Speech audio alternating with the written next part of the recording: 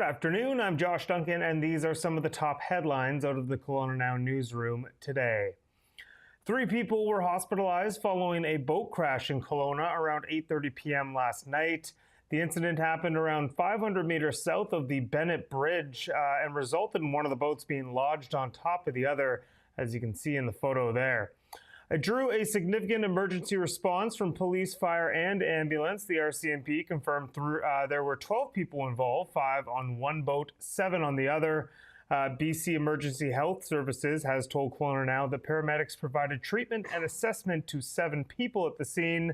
Spokesperson Bowen Osoko said 3 patients were transported to KGH in stable condition, and they are accompanied by 4 family members and ambulances. But Osoko said those people did not appear to be injured.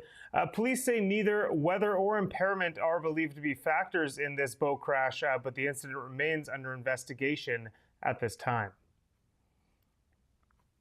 A new commemorative crosswalk was unveiled in downtown Kelowna today, and it's a tribute to veterans.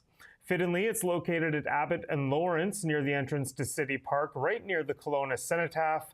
The Royal Canadian Legion will celebrate its 100th anniversary in 2026, and the commemorative crosswalks in Kelowna and other communities across Canada will honor that milestone. The Legion says the maple leaf is being used for these crosswalks because the Remembrance Poppy is a Legion trademark, and it may not be used in a situation where it could be walked on. Interesting tidbit there.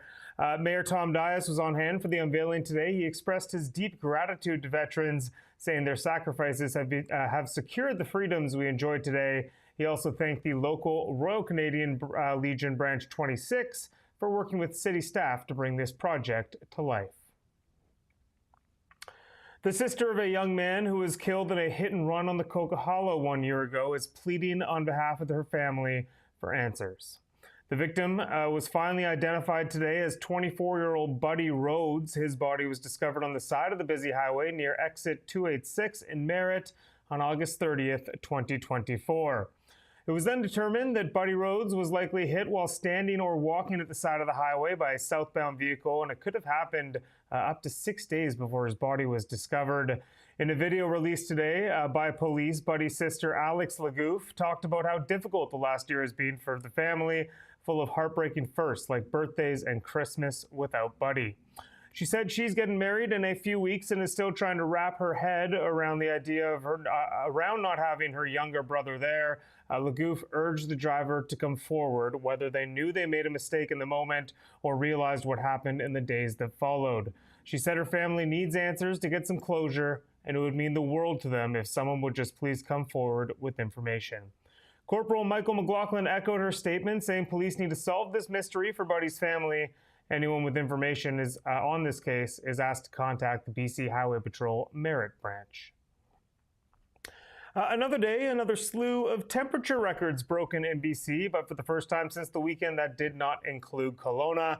However, it did include Kamloops with a new record high of 37 degrees for August 27th.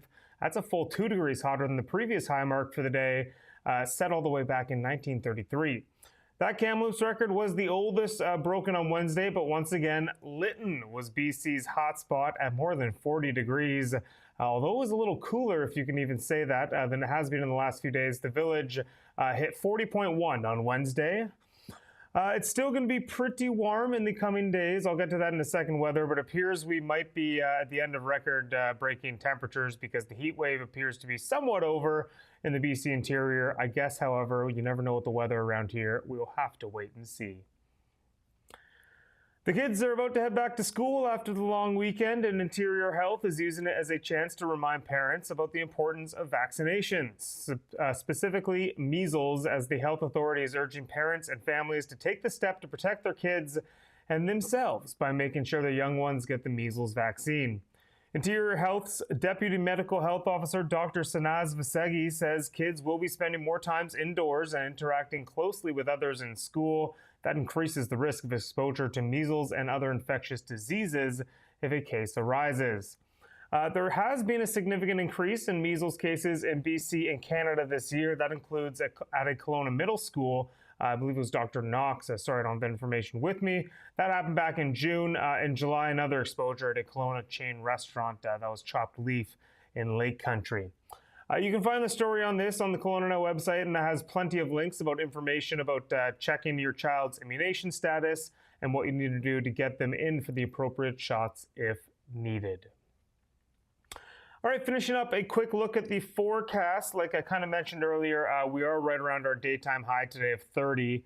Could get a bit of storm activity over the coming hours. Environment Canada says there's a slim chance of rain and risk of thunderstorms over the next 5-6 hours or so.